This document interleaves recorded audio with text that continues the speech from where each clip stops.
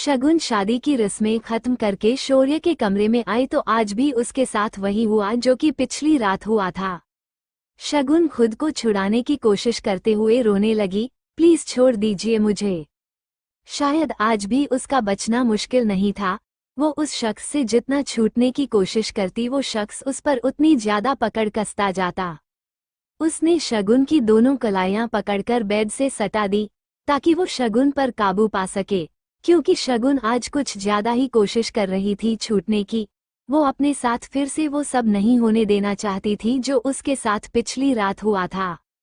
शगुन ने रोते हुए गुस्से में कहा, छोड़ो मुझे दरिंदे कहीं के, मैंने कहा छोड़ो। उस शख्स के दबाव से शगुन के हाथ में पहनी हुई चूड़ियां टूटकर उसकी कलाइयों में चुभ रही थी, जिस कारण अब उसने छटपटाने के साथ रोते हुए रिक्वेस्ट करना शुरू कर दिया, प्लीज छोड़ दीजिए ना मुझे दर्द हो रहा है। उस शख्स ने उसके ऊपर अपना पूरा बदन लाद दिया। अब शगुन पर उसका कंट्रोल होता जा रहा था। शगुन ने थक कर छटपटाना बंद कर दिया था।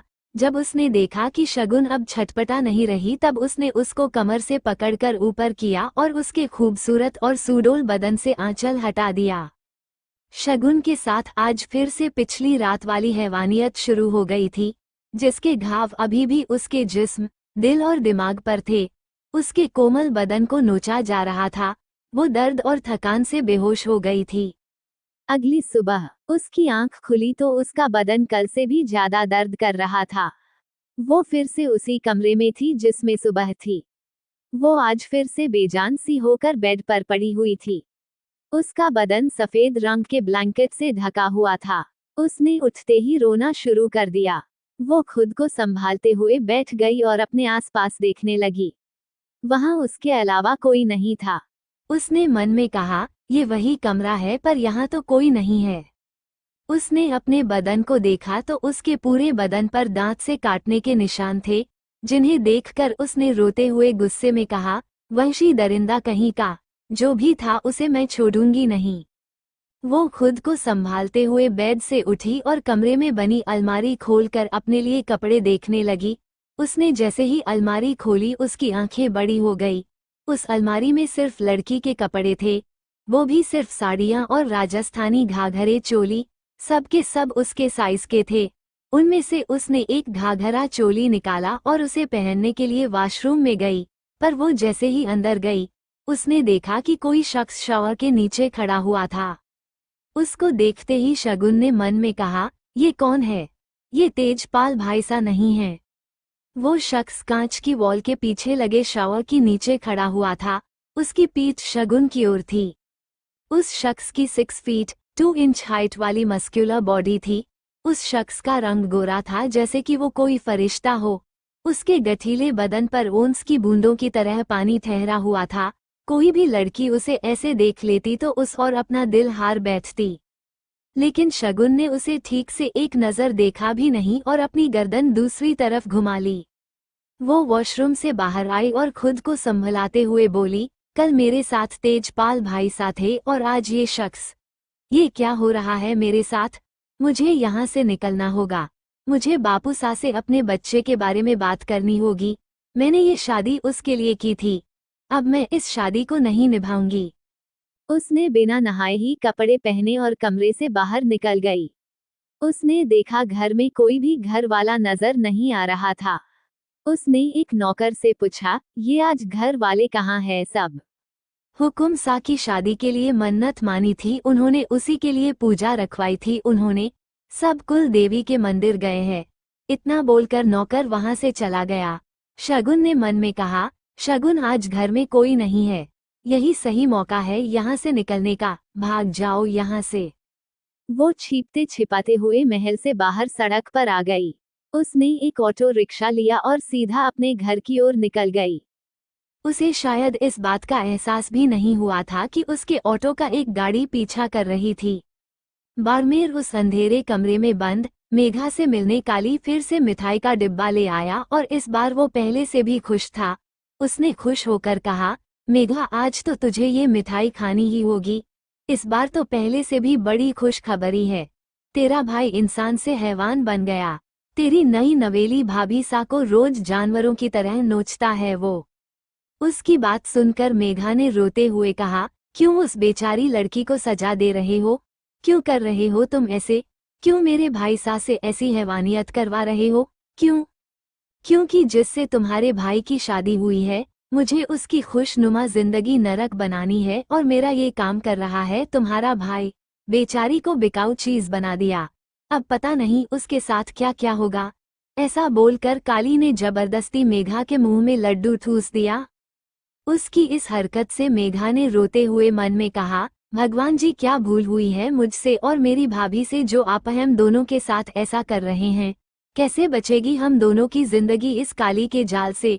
पता नहीं उस बेचारी के साथ क्या हो रहा होगा।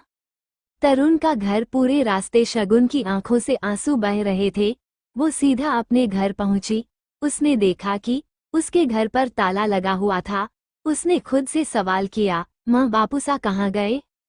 उसने आस पड़ोस वालों से पूछा तो उसे एक जवाब मिला, पता नहीं कल रात से वो लोग दिखे नहीं। शगुन ने अपना सिर पकड़कर रोते हुए खुद से सवाल किया, अब मैं क्या करूंगी? मैं कहाँ जाऊं? वो रोते हुए अपने मन में बोली, मेरा बच्चा मेरी आखिरी उम्मीद थी जिसके लिए मैंने ये शादी की। अब वो उम्मीद भी टूट गई। मेरा बच्चा। वो रोते हुए वहां से पैदल निकल पड़ी। अब वो एक सुनसान सड़क पर थी। वो उस सड़क के किनारे पर चलने लगी। तभी अचानक से उसके पीछे कुछ दूर उसका पीछा करने वाली गाड़ी रुकी। उसमें से मास्क पहने हुए एक आदमी निकला। उसने अपने पास से एक रुमाल निकाल उस पर दवाई छिड़की और जल्दी से शगुन के पास जाकर उसका मुंह बंद कर दिया और शगुन वहीं बेहोश हो गई। उस आदमी ने उसे अपनी गाड़ी में डाला और गाड़ी लेकर वहां से निकल गया।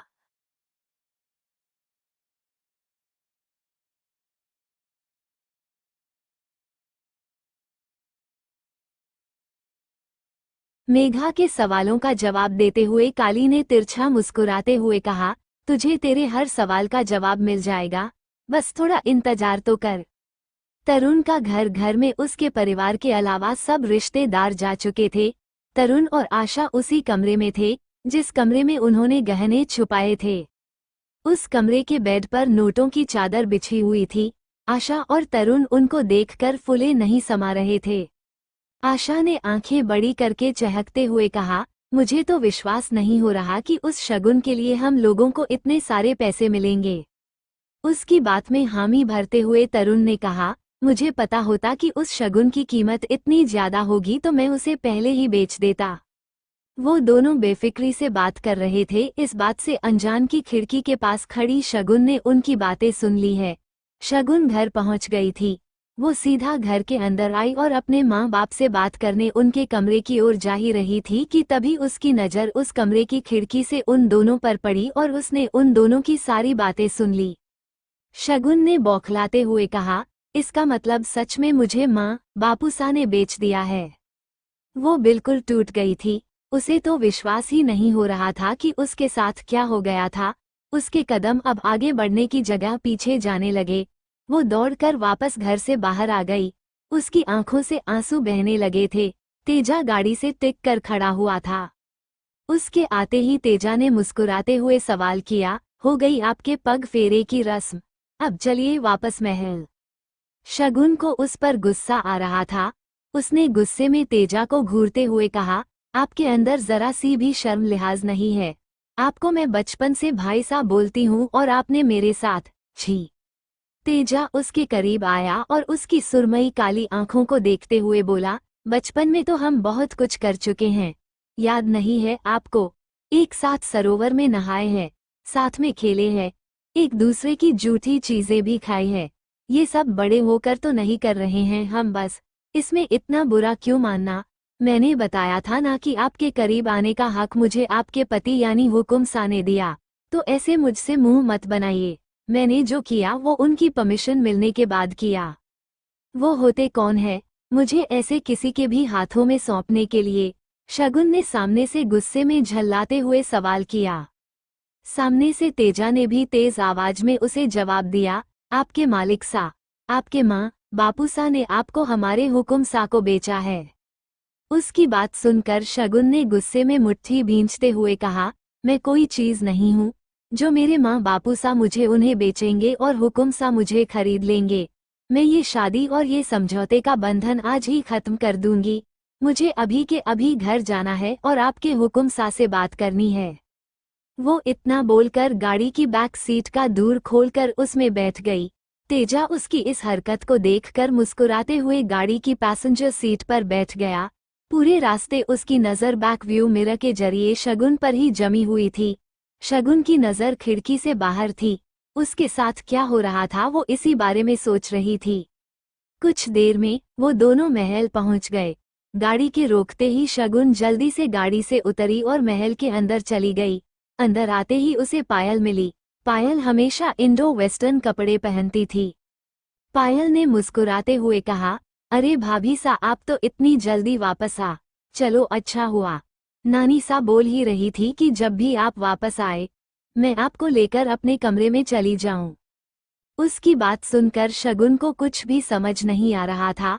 उसने मन में खुद से ही सवाल किया, ये मेरे साथ हो क्या रहा है? हुकुम सा मेरे साथ एक खरीदी हुई चीज की तरह पेश आते हैं और उनका परिवार मेरे साथ घर बिंदनी की तरह पेश आता है। कहीं ये लोग दिखावा तो नहीं कर रहे हैं ताकि इनकी करतूतों का बाहर वालों को पता ना चल जाए। सोचते सोचते वो खुद अपने सवालों के जवाब अपने में देने लगी। नाटक ही कर रहे होंगे शगुन, क्योंकि अगर किसी को पता चला कि इन लोगों ने इस घर की बहू बनाकर एक लड़की को खरीदा है जिसका इस्तेमाल कोई भी कर सकता है तो कितनी बेइज्जती होगी इनकी। अपनी बेइज्जती के डर से ये लोग ऐसा कर रहे हैं। उसे ऐसा खोया हुआ देखकर पायल ने सवाल किया, भाभी सा आप फिर से खो गई? चलिए मेरे साथ, मुझे आपको तैयार करना है। आपकी मुंह दिखाई की रस्म है। वो उसे अपने साथ कमरे में ले गई।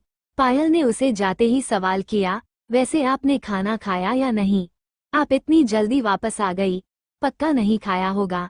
मैं अभी आपके खिले खाना मंगवाती हूँ। पायल बाहर चली गई। शगुन पायल का रवैया देखकर मन में बोली, ये लड़की कितनी बातूनी है। मुझे बातों में फंसाकर अच्छा बनने का नाटक कर रही है। मुझे इस घर में किसी पर भी विश्वास नहीं करना चाहिए।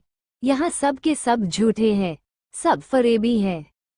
पायल उसके लिए खाना लेकर आई और उसने आते ही कहा, भाभी सा आप जल्दी से खाना खा लीजिए, फिर मैं आपको रेडी कर दूंगी, क्योंकि नानी सा ने सख्त हिदायत दी है कि आपको अच्छे से रेडी करूं, वो भी अपने हाथों से।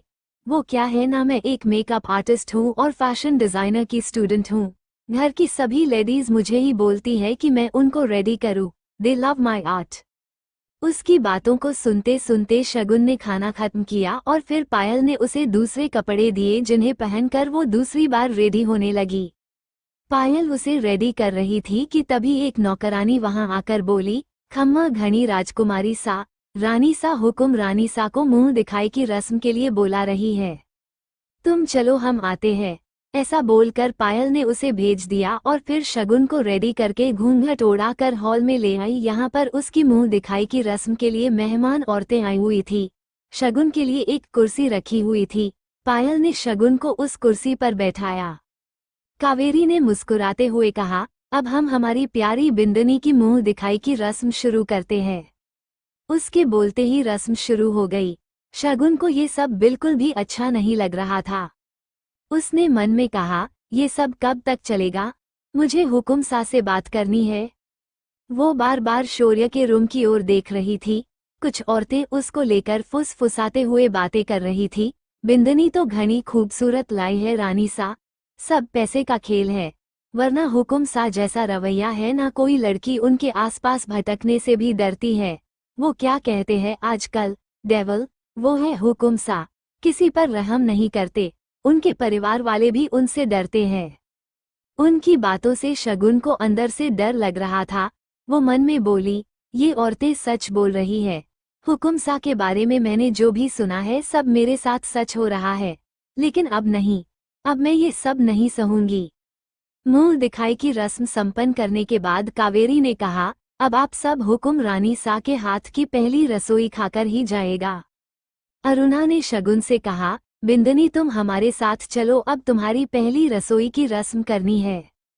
उनकी बात सुनकर शगुन ने मन में कहा, ये कैसे लोग हैं, कितना नाटक कर रहे हैं, ये जानते हुए भी कि मैं इनकी बहू नहीं बस एक शोपीस हूँ। जिसे हुकुम सा किसी को भी इस्तेमाल करने को दे सकते हैं। पता नहीं इतने घटिया लोगों की ये लोग इज्जत क्यों करते हैं। और वो हुकुम सा जिन्हें डेविल डेविल बोल रही थी औरतें, वो होंगे डेविल पर हम उससे डरते नहीं हैं। वो मन में कुढ़ रही थी। अरुणा ने उसे पहली रसोई बनाने में मदद की और फिर नौकरों की मदद से डाइनिंग टेबल पर बैठे मेहमानों को पहली रसोई का खाना परोसा। सब शगुन के हाथ का खाना खाने के बाद बहुत खुश थे। सबने बारी बारी उसकी तारीफ की।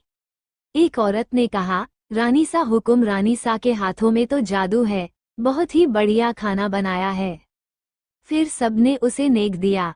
कावेरी ने अपने हाथों से एक कंगन निकालकर शगुन के हाथ में पहनाते हुए कहा, बिंदनी ये लो तुम्हारी पहली रसोई का नेग, अब तुम अपने कमरे में जाओ। सुबह से इतना काम कर रही हो, थक गई होगी। उसकी ये बात सुनकर शगुन ने मन में कहा, मैं इसी का तो इंतजार कर रही थी। वो शौर्य के कमरे की ओर चली गई। सब मेहमान औरतें घर चली गई और अब घर के बाकी लोग खाना खाने में बिजी हो गए थे। शगुन कमरे के बाहर पहुंची। उसे पिछली रात का मंजर याद आने लगा। उसे डर लग रहा था।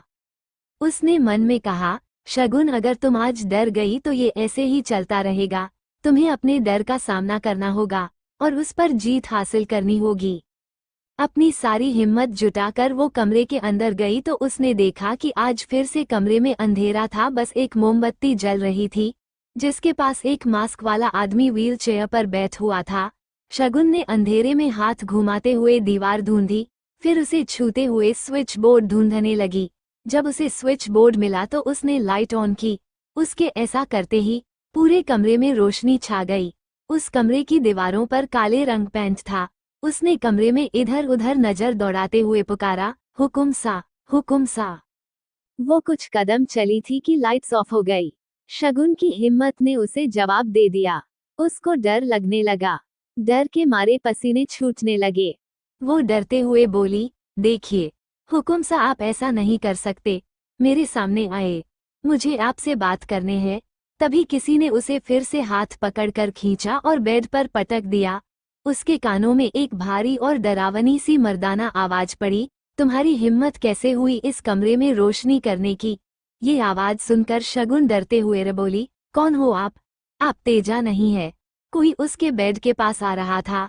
शगुन खुद को संभाल पति उससे पहले ही उस शख्स ने उसे दबोच लिया।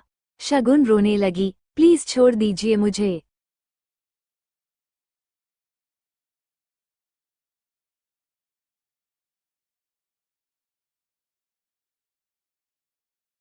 दोस्तों मैं आपका स्वागत करती हूं आज की इस वीडियो में। आज हम आपके साथ आगे की कहानी शेयर करने जा रहे हैं। चलिए शुरू करते हैं दोस्तों। अगली सुबह शगुन की आंख खुली तो उसके कानों में एक लड़के की आवाज पड़ी, गुड मॉर्निंग हुकुम रानी सा।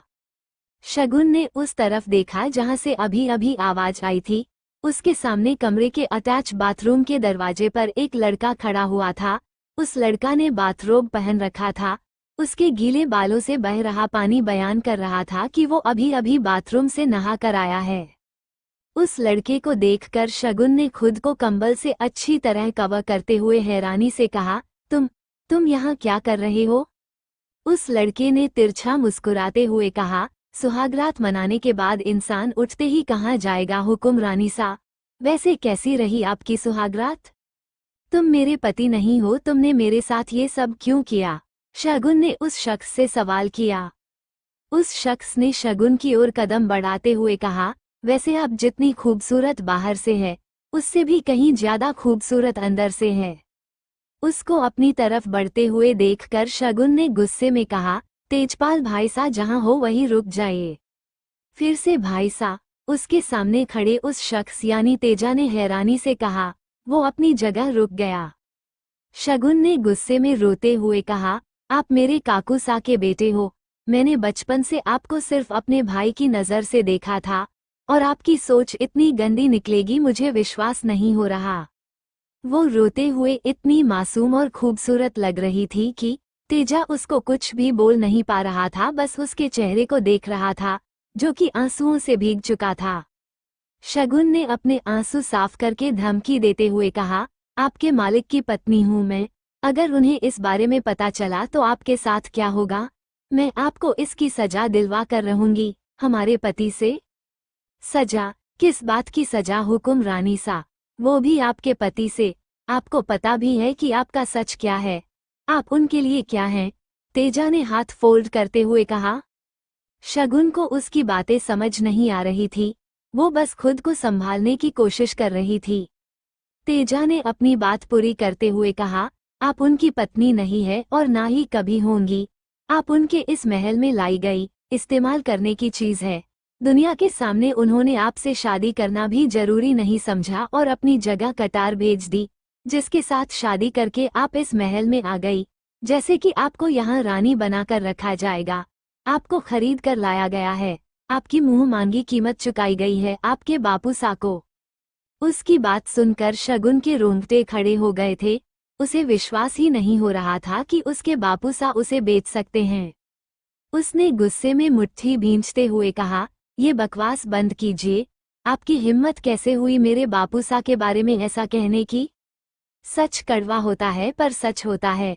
आपके बापूसा ने आपको इस घर को बेचा है और इसीलिए आपके साथ इस घर में वैसा ही बर्ताव किया जाएगा जैसा खरीदी हुई चीज के साथ किया जाता। आप पर हुकुम सा के साथ साथ उसके हर खास का हक है। इसी हक को हासिल करने हुकुम सा ने मुझे आपके पास भेजा था। तेजा ने ऐसा बोलकर एक कोल्ड लुक दिया। शगुन ने गुस्से में झल्लाते हुए कहा, झूठ झूठ, मेरे बापूसा ऐसा कभी नहीं कर सकते। वो अपनी बेटी को कभी नहीं बेच सकते। लगता है कि आपको मेरी बातों पर विश्वास नहीं हो रहा। कोई बात नहीं, आप आज अपने मायके जाने वाली है पग फेरे की रस्म के लिए, क्योंकि दुनिया के सामने तो आपके साथ इस घर की बिंदनी और हुक्म रानी सा के जैसा बर्ताव ही किया जाएगा ना। आपके लिए कपड़े आ जाएंगे, पहनकर रेडी हो जाइएगा। तेजा ने उसे जवाब दिया और अलमारी से कपड़े लेकर वॉशरूम में चला गया। शगुन बिस्तर पर बैठी बस रोए जा रही थी और उसकी इस बात से तेजा को जैसे कि कोई फर्क ही नहीं पड़ रहा था। कुछ देर बाद वो वॉशरूम से बाहर आया। उसने ब्लैक कलर का सूट पहना था। उसकी नज़र शगुन पर गई, जो उसकी ओर देखना भी नहीं चाहती थी। उसको देखकर तेजा के चेहरे पर मुस्कान आ गई। वो ड्रेसिंग टेबल के सामने खड़ा होकर रेडी होने लगा। उसकी नज़र अभी भी ड्रेसिंग टेबल के मिरर से शगुन को नोटिस कर रही थी। उसने ड्रेसिंग मिरर से शगुन को देखकर मुस्कुराते हुए कहा, ज्यादा मत रोइए, आपकी आंखें सूज चुकी है। रात को भी आप चैन से सो नहीं पाए, अभी रो रही है। आंखों को इतनी टेंशन लेना नहीं चाहिए, वरना आंखें खराब हो जाती हैं। शगुन के कानों में उसकी आवाज पड़ रही थी, लेकिन दिमाग में नहीं जा रही थी, इसलिए वो कुछ भी रिएक्ट नहीं कर रही थी। तेजा रेडी होकर कमरे से बाहर चला गया और कुछ देर बाद कपड़े से ढका एक थाल लेकर कमरे में आया। उस थाल में शगुन के लिए लाल रंग का राजस्थानी घाघरा चोली, जड़ाऊ गहने और उसकी जरूरत का बाकी सामान था। उस थाल को तेजा ने शगुन के पास बिस्तर पर रखते हुए कहा, ये लीजिए आपके कपड़े, आपके पास 1 घंटा है, जल्दी रेडी हो जाइए, मैं आपका महल के बाहर वेट कर रहा हूँ। तेजा के जाते ही शगुन ने थाल देखते हुए कहा, मुझे बापूसा से बात करने जाना चाहिए। वो रेडी होकर कमरे से बाहर निकल गई। वो जैसे ही हॉल में आई तो उसे घर के मंदिर की ओर से आ रही कावेरी और अरुणा मिली। उन दोनों ने जब शगुन को देखा तो उनके चेहरे पर मुस्कान आ गई, क्योंकि शगुन बहुत ही खूबसूरत और प्यारी लग रही थी। उसने दोनों के पैर छूकर आशीर्वाद लिया तो कावेरी ने मुस्कुराते हुए कहा, सदा खुश रहो, आज तुम्हारे पग फेरे की रस्म है, इसलिए अब तुम अपने मायके जाओ। शादी की बाकी रस्में हम तुम्हारे वापस आने पर करेंगे। और अपना ध्यान रखना बिंदनी, अरुणा ने उसका सिर सहलाते हुए कहा। शगुन ने हाँ में सिर हिलाया और वहां से महल के बाहर निकल गई। महल के बाहर तेजा गाड़ी के पास खड़ा हुआ था। उसकी नज़र फिर से शगुन पर जम गई थी। शगुन उसके पास आई तो उसने उसके गाड़ी की बैक सीट का दूर खोलना चाहा, पर शगुन ने रोकते हुए गुस्से में कहा, इसकी जरूरत नहीं है। As you wish. इतना बोलकर वो ड्राइवर के बगल वाली सीट पर बैठ गया। शगुन बैक सीट पर बैठ गई। तेजा के इशारा करने पर गाड़ी निकल पड़ी। बाड़मेर एक अंधेर कमरे में एक लड़की जमीन पर दीवार से सटकर बैठी हुई थी और रोए जा रही थी। उसने अपने चेहरे घुटनों में छुपा रखा था। उस कमरे में एक छोटा सा रोशनदान था, जिससे रोशनी आ रही थी। बाकी का पूरा कमरा पूरी तरह बंद था। अचानक से उस लड़की के कानों में आवाज पड़ी, ए छोरी तू रो क्यों रही है, मैं तो तेरे लिए खुश खबरी लाया हूँ। ये आवाज सुनकर उस लड़की ने अपना चेहरा ऊपर किया, उसके सामने काली खड़ा हुआ। उसके हाथ में एक मिठाई का डिब्बा था। उसने उस डिब्बे में से एक लड्डू निकालकर लड़की को देते हुए कहा, ये मेघा मिठाई खाओ और खुशी मनाओ, तेरे भाई की शादी हो गई है, वो भी उस छोरी से जिससे मैं चाहता था। मेघा ने गुस्से में लड्डू को जमीन पर फेंक दिया। उसकी इस हरकत से काली ने उसके बालों को मुट्ठी में भरते हुए गुस्से में कहा, तू अगर मेरा मकसद पूरा करने के लिए जरूरी नहीं होती ना तो अब तक तो तुझे अपनी बनाकर तुझे यहीं मिट्टी में गाड़ चुका होता। तेरे इकलौते भाई सा की वजह से तू यहाँ है। मेघा ने रोते हुए गुस्से में कहा, क्यों कर रहे हो तुम ऐसा, क्या बिगाड़ा है उस लड़की ने तुम्हारा जिसकी शादी तुमने मेरे भाई सा से करवाई है, बोलो।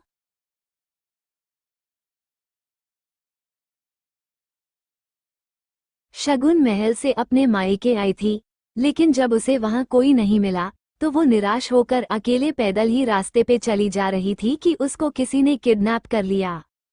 शगुन की जब आंख खुली तो उसने खुद को एक अंधेरे कमरे में फर्श पर पड़ी हुई पाया। उसके बाल बिखरे हुए थे। उस कमरे में सिर्फ एक छोटा सा रोशनदान था जिसमें से रोशनी आ रही थी। उसने महसूस किया कि उसके पैरों को जंजीर से बांधा गया था। उसने रोना शुरू कर दिया। अब मैं कहाँ हूँ, कोई है यहाँ, मुझे यहाँ क्यों लाए हो। उसने चिल्ला चिल्ला कर बहुत पुकारा लेकिन उसे किसी ने आवाज सुनाई नहीं दी। उसके चारों तरफ सिर्फ अंधेरा था। उसने रोते हुए कहा, आखिर मैंने किसी का क्या बिगाड़ा है, क्यों सब मेरे साथ ऐसा कर रहे हैं। मैं यहाँ से जाना चाहती हूँ, मुझे जाने दो ना, मैं कभी किसी के रास्ते में नहीं आऊंगी, प्लीज कोई है। वो उठने की कोशिश कर रही थी पर पैरों में बंधी हुई जंजीर के कारण वो उठ नहीं पाई और लड़खड़ाकर फर्श पर गिर गई। अचानक से उसके कानों में डरावनी मर्दाना आवाज पड़ी, तुम्हारी हिम्मत कैसे हुई यहाँ से भागने की। उस आवाज को सुनकर शगुन ने झट से कहा, आप वही हैं ना जो पिछली रात मेरे साथ थे। ये उसी दूसरे इंसान की आवाज थी जिसके साथ वो तेजा के बाद सोई थी। उसने रोते हुए कहा, मुझे नहीं पता था कि मेरी शादी मेरे माँ बापू सा ने पैसों के लिए की है, प्लीज मुझ पर दया करो, छोड़ दो मुझे। कुछ देर बाद वहां पूरी शांति छा गई। शगुन के रोने की आवाज उस कमरे में गूंज रही थी, लेकिन तभी उसके कानों में किसी के कदमों की आवाज आई। उसे एहसास हो रहा था कि वो कदम उसकी तरफ बढ़ रहे थे। अचानक से उसके कानों में एक जानी पहचानी आवाज पड़ी, एक बार जब कोई चीज खरीद कर ले आई जाए उस पर पूरा हक उसके मालिक सा का होता है। उसका मालिक सा चाहे उसके साथ जो मर्जी करे, उसकी सांसों, उसकी धड़कन, उसके हर अंग पर सिर्फ और सिर्फ उसके मालिक का हक होता है। ये शख्स तेजा था। वो रोशनदान की रोशनी के पास आया तो उसका फेस शगुन को दिखा। वो एक घुटना मोड़कर उसके सहारे फर्श पर शगुन के पास बैठ गया। उसको देखकर शगुन पीछे हट गई। तेजा के हाथ में एक खाने की प्लेट थी जिसमें खाना था। तेजा ने उसके सामने प्लेट करते हुए कहा, आपको खाने की सख्त जरूरत है, इस समय सुबह से आप इस कमरे में बंद है, खाना खाएंगे तो थोड़ी एनर्जी मिल जाएगी, एनर्जी के बिना आप बहुत जल्दी बेहोश हो जाती है। उसकी बातों से शगुन को समझ आ गया था कि वो किस बारे में बात कर रहा था। उसने हाथ जोड़कर रोते हुए कहा, मैंने किसी से पैसे नहीं लिए, मुझे नहीं पता था कि ये शादी पैसों के लिए हो रही है। मैं तो अपने परिवार की जान बचाने के लिए ये शादी करने के लिए मानी थी। मुझे बापू सा ने बोला था कि हुकुम सा की शादी नहीं हुई तो वो उनकी जान ले लेंगे, प्लीज मुझे छोड़ दीजिए भाई सा। उसके मुंह से भाई सा सुनकर तेजा ने गुस्से में कहा, हम आप पर गुस्सा जाहिर नहीं कर सकते क्योंकि आप हमारे हुकुम सा की अमानत है। आपके साथ क्या करना है ये बस उनका हक है, पर इसका मतलब ये नहीं है कि आप हमें बेवकूफ़ों की तरह बार बार भाई सा बोले। हम आपके भाई सा नहीं है, समझी। शगुन का चेहरा उतर गया। तेजा ने अपनी बात पूरी करते हुए गुस्से में कहा, आपको बचपन से जानते हैं, इसलिए बोल रहे हैं। जैसा आपके साथ व्यवहार हो रहा है उस हिसाब से कॉपरेट कीजिए, यही आपके साथ अच्छा होगा। रात में आपके साथ जो भी होता है अब आपको उसकी आदत डालनी होगी। शगुन ने मासूमियत से रोते हुए सवाल किया, क्यों आदत डालनी होगी? मुझे वो सब नहीं करना, मुझे अब खुद से ही घिन आती है। उसका मासूम चेहरा देखकर तेजा अपना सारा गुस्सा भूल गया। उसने प्यार से शगुन को समझाते हुए कहा, क्योंकि वो अब आपके साथ रोज होने वाला है और आप रोक नहीं सकती अपने साथ वो सब होने से। हुकुम सा कैसे है आपको पता नहीं है? उन्हें अपने पैसे और पावर दोनों से बहुत प्यार है। पावर तो उन्हें आपसे शादी करने के बाद मिल गई। शगुन को उसकी कोई बात समझ नहीं आ रही थी। उसने रूधे स्वर में सवाल किया, हमसे शादी करके उनको पावर कैसे मिल गई? मुझ में तो कोई खासियत नहीं है। हुकुम सा को अपनी हुकुम सा गद्दी बचाने के लिए ये शादी करनी थी, वरना उन्हें हुकुम सा की गद्दी छोड़नी पड़ती। और रही बात पैसे की, तो उन्होंने आप पर बहुत पैसे खर्च किए हैं। अब उन पैसों को वसूल किए बिना वो आपको छोड़ेंगे नहीं। तेजा ने उसके मासूम से चेहरे को देखते हुए कहा। उसकी बात सुनकर शगुन ने गर्दन झुका ली और फर्श को देखकर कुछ सोचने लगी। उसके बाल बिखरे हुए से एक लट उसके चेहरे पर आ गई। उसको देखकर तेजा का हाथ अपने आप ही उसे हटाने के लिए आगे बढ़ा, पर उसके छूने से पहले ही शगुन ने अपना चेहरा ऊपर कर लिया, जिसे देखकर तेजा ने अपना हाथ पीछे खींच लिया। शगुन ने अपनी नम आंखों से उसे देखते हुए कहा, अगर मैं हुकुम सा को अपनी कीमत चुका दूं तो क्या मुझे इस रिश्ते से आज़ादी मिल जाएगी? मुझे बस इतनी सी आज़ादी दे दीजिए कि मैं नौकरी कर सकूं। मुझे जो मिल गई तो मैं उनकी पाई पाई चुकता कर दूंगी। उसकी बात सुन के तेजा ने अपने चेहरे को फेर कर नजरें झुका ली। शगुन ने उसे फिर से सवाल किया, भाई साहब प्लीज हुकुम सा को बोलिए ना कि मुझे इतनी सी आज़ादी दे दें कि मैं नौकरी करके उनके पैसे चुका दूं। मैं वादा करती हूँ कि एक एक पाई चुका दूंगी उनकी, बस तब तक मेरे साथ वो सब ना करवाए, प्लीज। शगुन उससे रिक्वेस्ट कर रही थी, वो भी इस उम्मीद से कि शायद वो शौर्य से बात करके उसे इस समझौते के बंधन से आज़ादी दिलवा दे।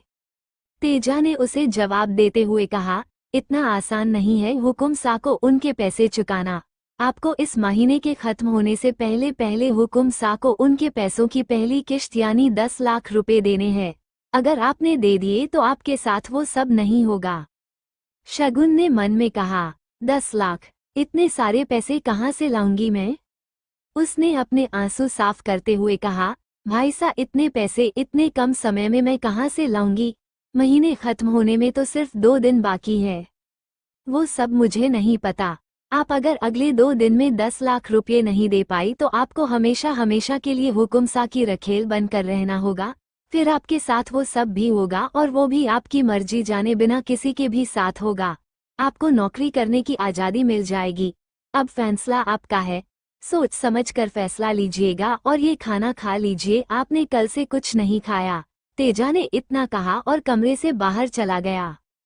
उसके जाते ही शगुन ने सिर पकड़कर मन में खुद से कहा, इतने सारे पैसे कहाँ से लाएगी तू शगुन? तेरे पास कुछ भी नहीं है। अगर तूने 10 लाख नहीं दिए तो तू हमेशा हमेशा के लिए इस दलदल से भरे रिश्ते में दब जाएगी। तुझे अपने बच्चे का चेहरा देखना भी नसीब नहीं होगा।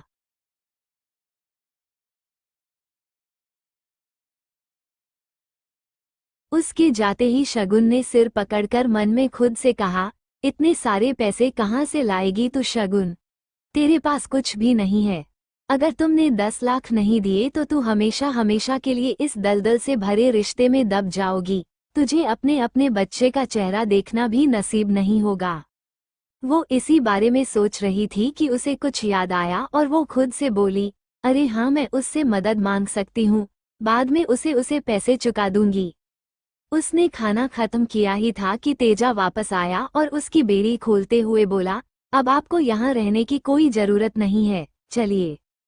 उसकी बात सुनकर शगुन ने सवाल किया, अब आप मुझे कहाँ ले जा रहे हैं?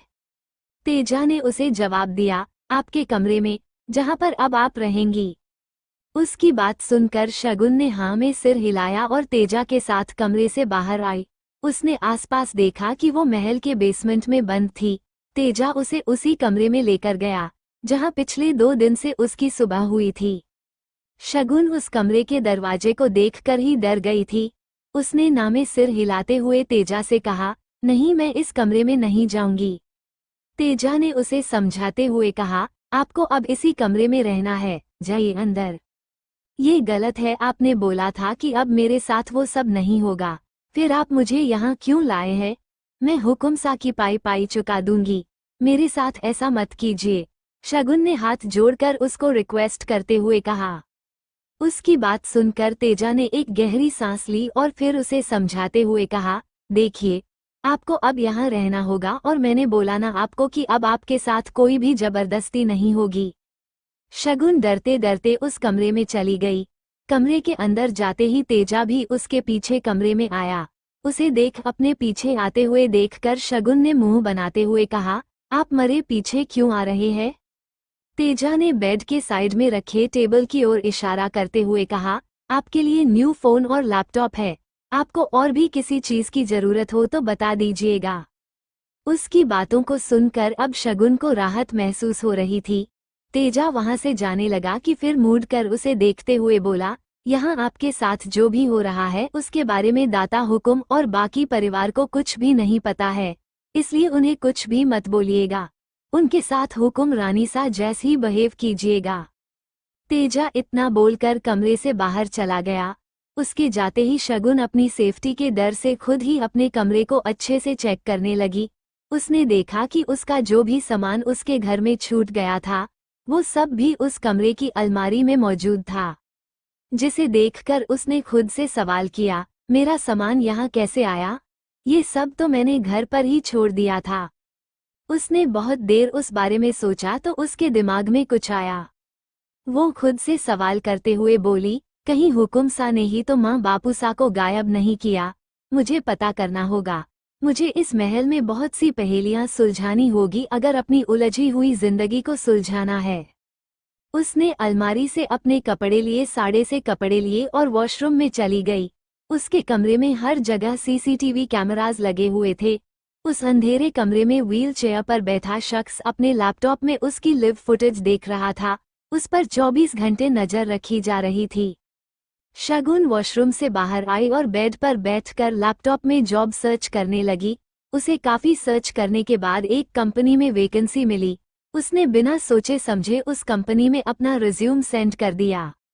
उसने मन में कहा, ये तो हो गया, अब बस मुझे ये नौकरी मिल जाए, क्योंकि मेरी आज़ादी का जरिया बस यही नौकरी है।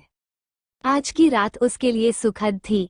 उसने अपने लिए खाना अपने कमरे में ही मंगा लिया था, क्योंकि महल के बाकी लोग अभी तक घर नहीं आए थे। अगली सुबह शगुन जल्दी उठ गई थी क्योंकि आज उसका उस कंपनी में इंटरव्यू था जिसमें उसने अप्लाई किया था। वो वॉशरूम से बाहर आई तो उसने हल्की सी पीले रंग की साड़ी पहन रखी थी, जिसमें उसका गोरा रूप और भी निखर कर आ रहा था। वो ड्रेसिंग टेबल के सामने खड़ी हो गई। उसने आंखों में काजल, होठों पर हल्की पिंक लिपस्टिक, माथे पर छोटी सी बिंदी, मांग में सिंदूर और गले में मंगलसूत्र पहना हुआ था। उसकी एक हरकत अंधेरे कमरे में बैठे शख्स को उसकी ओर आकर्षित कर रही थी। वो फटाफट रेडी हो गई थी, लेकिन तभी उसकी साड़ी की प्लेट्स खुल गई। हे भगवान, ये मुसीबत भी अभी होनी थी। पहले से ही मैं लेट हूँ, ये साड़ी मुझे और भी ज्यादा लेट करवा देगी, वो खींचते हुए ऐसा बोली। वो जल्दी जल्दी प्लेट बनाकर अपनी साड़ी सेट करने लगी। अंधेरे में बैठे शख्स ने अपने लैपटॉप में उसकी फुटेज देखते हुए उसकी कमर की पिक्चर को टच किया। उसकी इस हरकत से लग रहा था जैसे कि वो शगुन का एहसास कर रहा हो। शगुन ने साड़ी सेट की और अपने डॉक्यूमेंट्स वाली फाइल, हैंडबैग और बाकी का जरूरत का सामान लेकर कमरे से निकलकर सीधा घर के बाहर आई। तभी उसे सामने से तेजा महल के अंदर की ओर आ रहा था। उसकी नज़र जब शगुन पर पड़ी तो वो अपनी जगह पर जम गया। शगुन उसे इग्नोर करके आगे निकल गई। तेजा ने उसे पीछे से पुकारते हुए सवाल किया, हुकुम रानी सा, कहाँ जा रही है आप? शगुन रुकी और उसकी तरफ देखते हुए बोली, इस नरक भरी शादी से आज़ादी हासिल करने का रास्ता खोजने जा रही हूँ। उसकी बात सुनकर तेजा ने तिरछा मुस्कुराते हुए कहा, बेस्ट ऑफ लक। शगुन मुंह बनाकर वहां से जाने लगी तो तेजा ने उसे पीछे से आवाज देते हुए कहा, आपको मेरी हेल्प चाहिए तो मैं आपको छोड़ देता हूँ। उसकी बात सुनकर शगुन ने उसकी ओर देखते हुए गुस्से में कहा, आप मेरी इतनी सी हेल्प कर दीजिए कि मुझे परेशान करना छोड़ दीजिए। आज मेरे लिए बहुत बड़ा दिन है। एसआर एंटरप्राइजेज में आज मेरा इंटरव्यू है। उसके लिए मुझे अपना दिमाग और मूड ठीक रखना है, न कि आपसे हेल्प लेकर मुझे मेरा मूड खराब नहीं करना है। तेजा उसकी ओर देखकर मुस्कुरा रहा था। उसे देखकर शगुन ने गुस्से में कुड़ते हुए कहा, एक बार ये नौकरी मिल जाए और मेरा इस शादी से पीछा छूट जाए, मैं इस महल और राजस्थान की ओर देखूंगी भी नहीं। इतना बोलकर वो वहां से सड़क पर आ गई। उसने ऑटो लिया और इंटरव्यू के लिए निकल गई। उसको जाते हुए देखकर तेजा ने तिरछा मुस्कुराते हुए कहा, जैसी हरकतें आप कर रही है हुक्मरानी सा, आपको इस शादी से छुटकारा मिलना मुश्किल है। वो महल के अंदर चल गया। SR enterprises, Bikaner. दूसरी ओर शगुन कंपनी के ऑफिस गई थी। उसने जाते ही देखा कि वहां पर इंटरव्यू देने आए बाकी कैंडिडेट्स वापस जा रहे थे। ये सब देखकर उसने मन में कहा, लगता है कि मैं लेट हो गई, ये जॉब मेरे हाथ से गई। एक बार कंफर्म कर लेती हूँ, क्या पता इंटरव्यू कैंसिल कर दिया हो इसलिए ये लोग लौट रहे हैं। उसने बड़ी उम्मीद से रिसेप्शनिस्ट को सवाल किया, हेलो मैम, आज इंटरव्यू था ना यहाँ पर, तो ये लोग वापस क्यों जा रहे हैं? रिसेप्शनिस्ट ने उसको देखे बिना ही जवाब देते हुए कहा, उस जॉब के लिए कैंडिडेट सेलेक्ट कर लिया गया ही इसलिए इंटरव्यू नहीं हो रहा। उसकी बात सुनकर शगुन की सारी उम्मीदें टूट गई। उसने हल्का सा मुस्कुरा कर कहा, thank you, welcome ma'am. Receptionist ने ऐसा बोलकर उसका चेहरा देखा और फिर अपने सामने रखे लैपटॉप की स्क्रीन को देखा जिस पर शगुन का रिज्यूम शो हो रहा था। शगुन वहां से जाने के लिए मुड़ी ही थी कि रिसेप्शनिस्ट ने उसे पीछे से पुकारते हुए कहा, अरे मैम आप कहाँ जा रही है? आप ही तो इस जॉब के लिए सिलेक्ट हुई है। उसकी आवाज सुनकर शगुन चौंक गई। उसने बौखलाते हुए कहा, मैं सिलेक्ट हो गई, पर मैंने तो इंटरव्यू भी नहीं दिया। बिना इंटरव्यू के सिलेक्शन कैसे हुआ? ऑफिस का टॉप उस पर एक आलीशान कैबिन था। उसमें एक आदमी वॉल की ओर कुर्सी करके बैठा हुआ था। उसके सामने वाली वॉल पर स्क्रीन लगी हुई थी जिस पर शगुन की फुटेज शो हो रही थी। उस कैबिन में एक सूट पहने वेल ड्रेस्ड आदमी अंदर आया और आते ही अपने सामने बैठे इंसान से बोला, वो यहाँ आ गई है और उन्हें जॉब भी मिल गई है।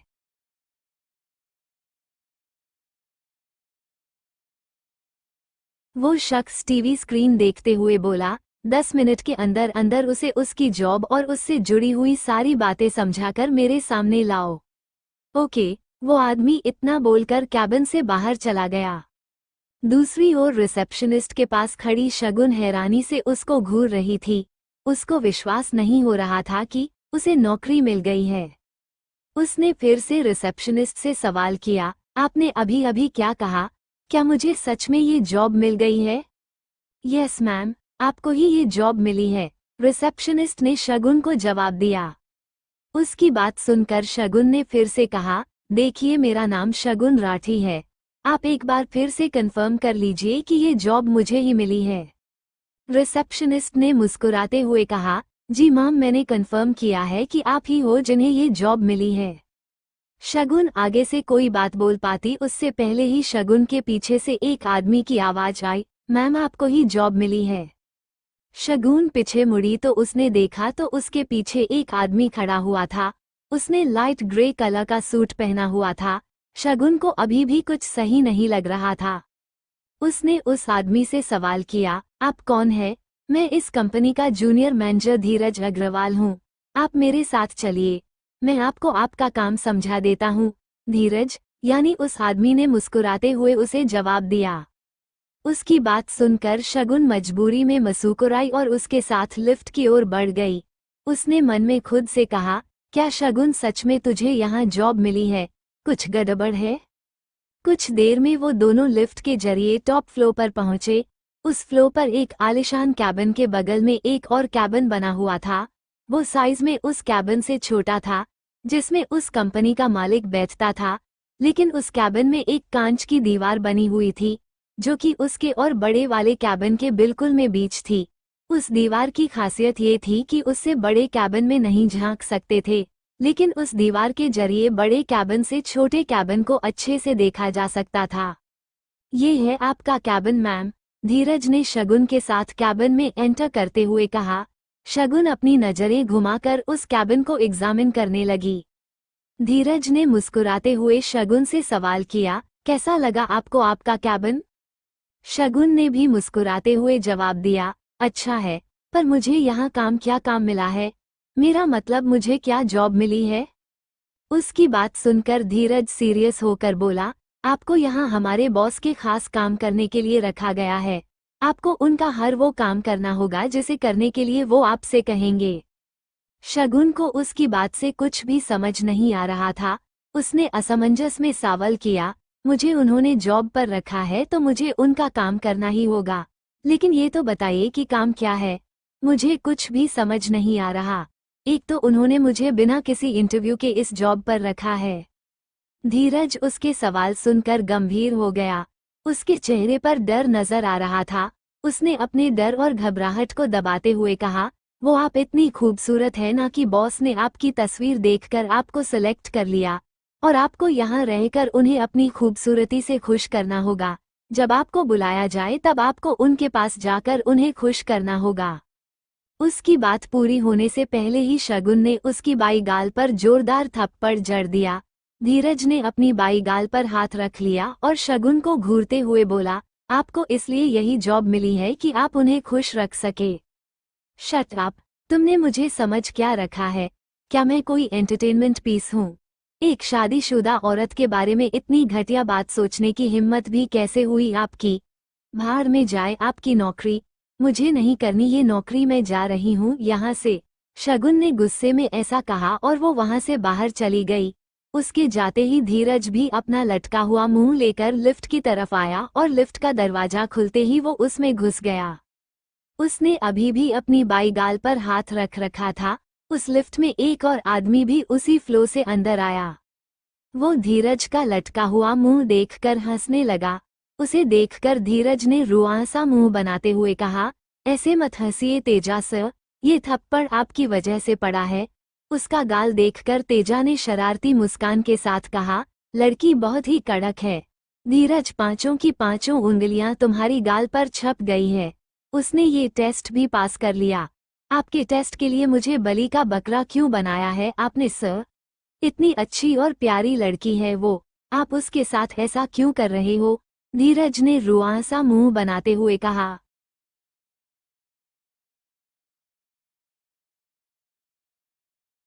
उसकी बात सुनकर वेदू को गुस्सा चढ़ गया था। जेएस ने उसकी कमर पर अपनी हाथों से सहलाते हुए उसको जोर से दबाना शुरू कर दिया। उसकी गर्म सांसें वेदू के कंधों पर घूम रही थी। वो उसकी खुशबू को अपनी सांसों में भरते हुए सडक्टिव आवाज में बोला, hot, it's too hot, I wanna feel you more little bird. उसकी उंगलियां अब वेदू को उसके कुर्ते के अंदर जाते हुए महसूस हो रही थी। ये देखकर वेदू के लिए अब सहन मुश्किल हो रहा था। उसने अपना हाथ तकिए के नीचे डाला और वहां पर रखा चाकू निकालकर जेएस के हाथ पर अटैक किया। जेएस ने अपना हाथ पीछे खींच लिया। उसके अंगूठे पर चोट आई और उससे खून निकलने लगा। हमें छूना भी मत, वेदू गुस्से में बोली, जिस पर जेएस उसके ऊपर आते हुए गुस्से में बोला, क्या कहा तुमने? वेदू ने चाकू उसकी गर्दन पर रखकर गुस्से में कहा, हमें छूने की कोशिश मत करिएगा वरना क्या?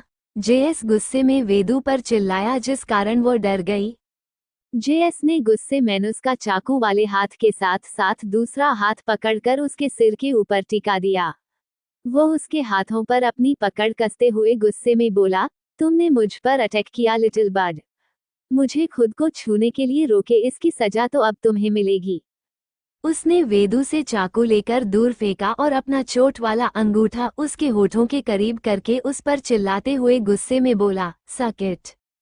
नहीं, वेदू ने डरते हुए नामे सिर हिलाकर कहा। इस बार जेएस दांत पीसते हुए बोला, आई सेड सक इट।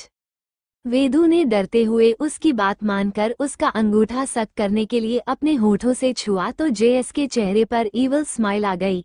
उसने अपना निचला होंठ काटा और ठंडी आह भरते वेदू के ऊपर ढेर हो गया। Your sucking ability is amazing little bird, stop it. अगर कुछ देर तुमने और ऐसा किया तो ये तुम्हारे लिए बहुत ही दर्दनाक हो जाएगा। उसने अंगूठा बाहर निकाल लिया, पर वेदू को उसकी बातों और हरकतें ही इतना हर्ट कर रही थी कि उसकी आंखों की कोरों से आंसू छलक गए। जेएस ने उसके होठों को देखा। उसके होठों की कोरों पर खहों लगा था। जेएस ने अपने होठों से उसके होठों की कोर को छू कर सक करके कहा, टेस्टी। वेदू रोना आने लग गया था। वो उससे छूटने की कोशिश करने लगी। जे देखकर जेएस ने उस पर अपना वजन डाल दिया। वेदू उसके वजन के नीचे पूरी तरह से दब गई थी। तुम्हें मेरे नीचे सोने की आदत डालनी होगी, क्योंकि अब ऐसा रोज होगा। जेएस ने उसके कान में सडक्टिव आवाज में ये कहा, और वेद पर उसका पूरा कंट्रोल हो गया। वो अब हिल भी नहीं पा रही थी। जेएस सो गया। अगली सुबह जेएस उसके उठने से पहले ही वहां से चला गया था। खुद को फ्री देखकर वेदू ने रोते हुए खुद से कहा, अब मैं यहाँ नहीं रहूंगी, मुझे यहाँ से निकलना होगा। उसने कुछ देर सोचा और फिर उसे कुछ सूझ गया। वो बेडशीट को रस्सी की तरह बालकनी पर यूज करके वहां से निकल गई। इधर जेएस वॉशरूम से बाथरोब पहनकर बाहर आया। वेदू का बेड खाली देखकर उसने दरवाजे की तरफ देखा जो कि अंदर से बंद था। फिर उसकी नजर बालकनी पर गई। वहां पर बेड शीट लटक रही थी।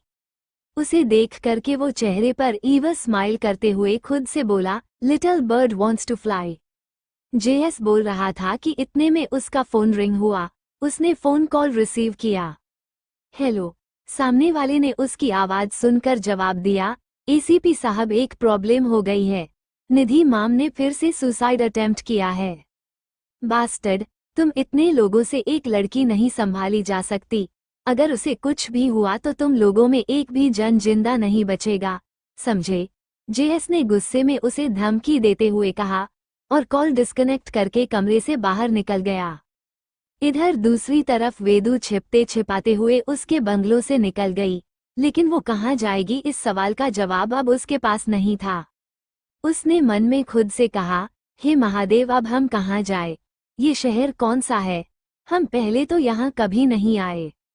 वो घबराई हुई थी और मुंबई जैसे बड़े शहर की अनजान सी सड़क पर चली जा रही थी।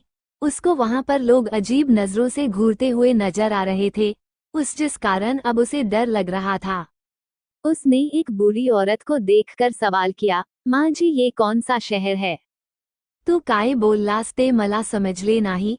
वो बूढ़ी औरत उसे देखकर मुंह बनाते हुए बोली। शायद उसे हिंदी नहीं आती थी, इसलिए वो वेदू की बात समझ नहीं पाई थी।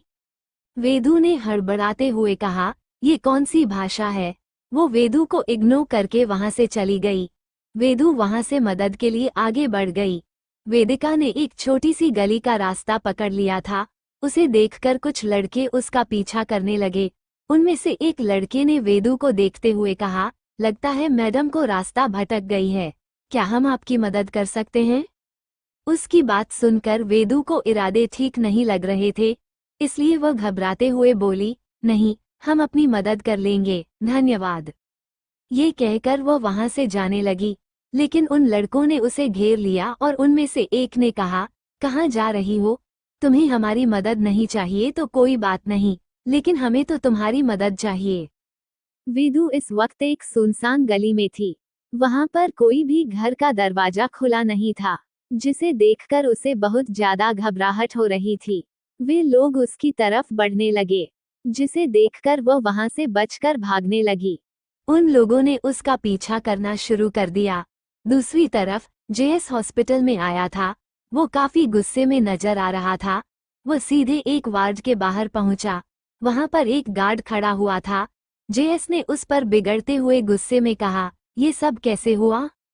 हम वॉशरूम के लिए गए थे, मैम अकेली थी। उस गार्ड ने गर्दन झुकाकर जवाब दिया। जेएस ने उसको धमकी देते हुए कहा, ऐसा अगर फिर से हुआ तो तुम्हारे साथ क्या होगा तुम सोच भी नहीं सकते। इतना बोलकर वो वार्ड के अंदर गया, जहां एक लड़की बेड पर लेटी हुई थी। उसकी बाई कलाई पर पट्टी बंधी हुई थी और उसके दूसरे हाथ पर ड्रिप लगी हुई थी। उसकी आंखें बंद थी और चेहरा पीला पड़ा हुआ था। जेएस ने उसके पास आया और उसका सिर सहलाने लगा। उसकी आंखों में उस लड़की के लिए ममता नजर आ रही थी। भैया, लड़की ने आंखें खोलकर उसे पुकारते हुए आगे कहा, आप हमें मरने क्यों देते हैं? हमें अपनी लाइफ से प्यार नहीं है। लेकिन हमें तो है ना निधि, हम तुमसे बहुत प्यार करते हैं, तुम्हें मरते हुए नहीं देख सकते हम। जेएस ने उसको सहलाते हुए प्यार से कहा, मैंने अपने हाथों से अपनी जिंदगी बर्बाद की है, तो अब मुझे इसे खत्म भी कर लेने दीजिए। निधि ने भरे हुए गले से जब ये कहा तो जेएस ने उसकी बात काटते हुए कहा, तुमने कुछ नहीं किया बच्चा, और ना ही करोगी। तुम्हारी ये हालत जिसने की है ना उसकी बर्बादी अब मेरे हाथ में है। मैं तुमसे वादा करता हूँ उस अमोघ त्रिपाठी को उतना ही तड़पाऊंगा जितना उसने तुम्हें तड़पाया है। वो अपनी बहन को समझाते हुए बोल ही रहा था कि तभी उसका फोन रिंग हुआ, जिसे उसने इग्नोर कर दिया। उसे समझाते हुए कहा, भैया आपको कोई कॉल कर रहा है, शायद उसे कोई जरूरी काम होगा, आपको कॉल रिसीव करनी चाहिए। मेरे लिए सबसे जरूरी तुम हो, मेरी बहन, उसके अलावा कुछ नहीं। वो ये बात बोल रहा था और उसने अपना फोन साइलेंट मोड पर डाल दिया। वहीं दूसरी तरफ वेदू गली में भागी जा रही थी, जहां पर उसकी मदद करने के लिए कोई नहीं था। अचानक से वह किसी इंसान से टकरा गई। उस इंसान ने वेदू को संभालते हुए सवाल किया, वेदू तुम ठीक हो? उस इंसान को देखकर वेदू की आंखों से आंसू छलक गए। वो रोते हुए उस इंसान को अपने सीने से लगते हुए बोली, अमोघ भैया आप कहाँ थे?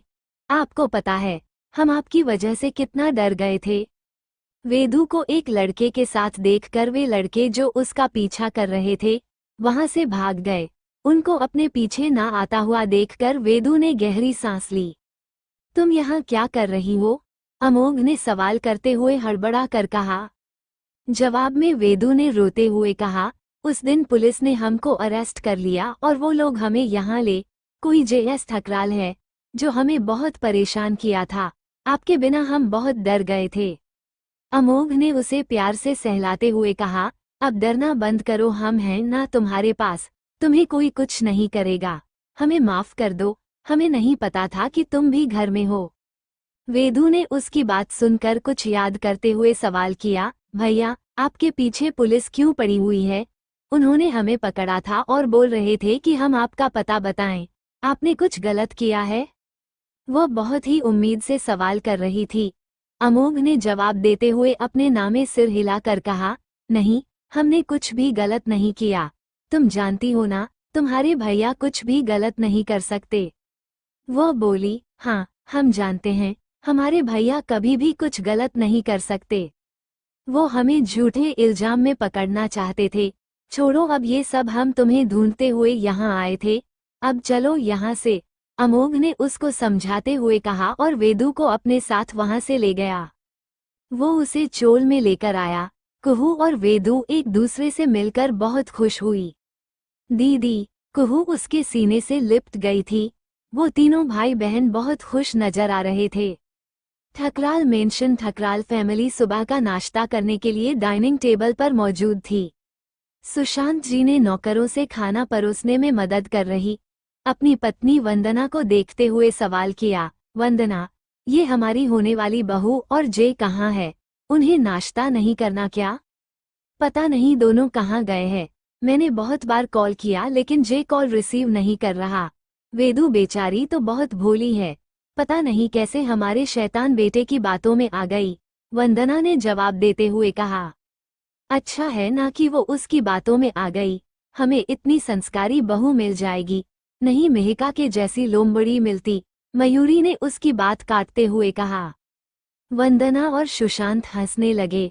सुशांत ने मुस्कुराते हुए कहा, सही कहा माँ आपने, इसलिए हम सोच रहे हैं कि पंडित जी मिलकर शादी का मुहूर्त निकलवा ले। हाँ, मयूरी और वंदना ने उसकी बात में हामी भरी। चोल में वेदू और कुहू को कमरे में छोड़कर अमोघ बाहर आया और अपने फोन से किसी को फोन किया। सामने वाले के कॉल रिसीव करते ही उसने कहा, हेलो भाई, वो लड़की भी मिल गई। अब बताओ उन दोनों लड़कियों के लिए मुझे कितने पैसे मिलेंगे? सौदा बहुत ही मुनाफे है, सोचकर बताना, दोनों नौजवान हैं। ठीक है, जितनी चाहिए उतना बता देना, उतनी मिल जाएगी। मैं तुम्हें एड्रेस भेज रहा हूँ, आज शाम को उस होटल में ले आना। दोनों को अच्छे कपड़े पहनाकर। सामने से आदमी की आवाज आई और अमोघ ने उसको मानते हुए कहा, ठीक है मैं वहां पहुंच जाऊंगा। इतना बोलकर उसने कॉल डिस्कनेक्ट कर दी। बेवकूफ लड़कियां कहीं की, मैं और इनका भाई, अमोघ ने ईवल स्माइल करते हुए कहा। वो वापस घर के अंदर आया। उसने अपने कमरे की अलमारी से एक लाल रंग की साड़ी और एक नया सूट निकाला और उसे लेकर कुहू के कमरे में आया जहां पर वो वेदू के साथ बैठी हुई थी। वेदू, ये लो साड़ी, तुम इसे पहनकर तैयार हो जाना, हम तुम्हारे होने वाले पति से मिलने जाने वाले हैं। साड़ी को वेदू की तरफ बढ़ाते हुए अमोघ ने जब ये कहा तो वेदू शर्मा गई, लेकिन कुहू चहकते हुए बोली, क्या हम जीजू से मिलने वाले हैं भैया? हाँ, ये लो तुम भी ये सूट पहन लेना। दोनों अच्छे से तैयार होने लड़के वालों के सामने हमारी शान कम नहीं होनी चाहिए। तब तक मैं दामाद जी के लिए कुछ तोहफे लेकर आया। अमोघ ने ये बोलकर कुहू को सूट दिया और वहां से निकल गया। फाइनली जीजी, हम जीजू से मिलेंगे, तुम ना जल्दी से नहाकर ये साड़ी पहनो, हम भी सूट पहन ले, कुहू ने सामने से कहा। वेदू और कुहू दोनों तैयार होने लगी। अस्पताल में जेएस अपनी बहन निधि का ध्यान रख रहा था। निधि का डॉक्टर उसका चेकअप करने के लिए उसके वार्ड में आया था। चेकअप करने के बाद डॉक्टर ने जेएस को देखते हुए कहा, अब इनकी तबीयत बिल्कुल ठीक है एसीपी साहब। जेएस के चेहरे पर सुकून भरी मुस्कान दौड़ गई। उसने स्माइल करते हुए कहा, thank you doctor. Doctor checkup करने के बाद बाहर चला गया। जेएस ने निधि का सिर सहलाते हुए कहा, हमारे बच्चे, अब तुम फिर से ऐसी हरकत मत करना वरना तुम्हारे भैया मर जाएंगे। नहीं भैया, ऐसा मत बोलिए, मैं आपसे बहुत प्यार करती हूँ। निधि ने ये बोलते हुए जेएस का हाथ पकड़ लिया। उसकी आंखों में अपने भाई के लिए चिंता उमड़ आई थी। जिस पर फटाक से जेएस ने कहा, अगर तुम मुझसे प्यार करती हो ना, तो फिर से मुझे तुम इस हालत में मत दिखना। मैं तुम्हें सही सलामत घर लेकर जाना चाहता हूँ बच्चा। जेएस ये सब बोलकर निधि को समझा रहा था कि इतने में उसको फिर से किसी का कॉल आया। जिसकी रिंग सुनकर निधि ने कहा, भैया आप कॉल रिसीव कीजिए, आपको अपनी ड्यूटी पर भी ध्यान देना है। मेरे साथ साथ आपके हमारे देश के लिए भी कुछ कर्तव्य है जिनको आपका निभाना है। मैं आपके और उन कर्तव्य के बीच में नहीं आना चाहती, प्लीज कॉल रिसीव करके बात कीजिए। ठीक है बच्चा, उसकी बात मानकर ना चाहते हुए भी जेएस को कॉल रिसीव करनी पड़ी। हेलो मोहन, उसने जैसे ही फोन पर ये कहा, सामने से उसके असिस्टेंट मोहन ने उसे जवाब देते हुए कहा, सर हमें वो लड़की मिल गई है और उस अमोघ का ठिकाना भी मिल गया है, पर वो इस वक्त घर से कहीं जा रहा है। मुझे उसके घर का एड्रेस भेजो और तुम उसका पीछा करो, जेएस ने जवाब देते हुए कहा। सामने से मोहन ने कहा, ठीक है सर। जेएस ने कॉल डिस्कनेक्ट की और निधि को देखते हुए बोला, बच्चा अब तुम अपना ध्यान रखना, मैं एक जरूरी काम करके आया। ओके भैया, गुड लक, सामने से निधि ने जवाब देते हुए कहा। जेएस स्माइल करके वहां से बाहर आया तो उसकी मुस्कान गायब हो गई और उसका चेहरा कठोर हो गया। वो वहां से जल्दी में निकल गया। चोल में वेदू और कुहू दोनों घर में अकेली थी। वेदू लाल साड़ी पहनकर रेडी हो रही थी। वो बहुत ही खूबसूरत लग रही थी। कुहू ने भी नए कपड़े पहन लिए थे। जी आप बहुत ही खूबसूरत लग रही हो, जीजू आपको देखकर लट्टू हो जाएंगे, कुहू ने मुस्कुराते हुए कहा। वेदू शर्मा गई।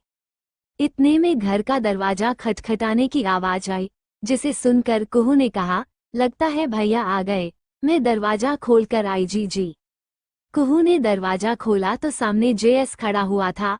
आप कौन? कुहू ने सवाल किया, जिस पर जेएस ने उसे ऊपर से नीचे तक देखते हुए कहा, तुम्हारा जीजू। जीजू आप आइए अंदर, हम लोग आपसे मिलने ही जाने वाले थे, कुहू ने उसे अंदर आने के लिए कहा। जेएस अंदर आते हुए उस घर को अपनी आंखों से स्कैन कर रहा था। वेदू कुहू की आवाज सुनकर उस तरफ आते हुए बोली, कौन है कुहू?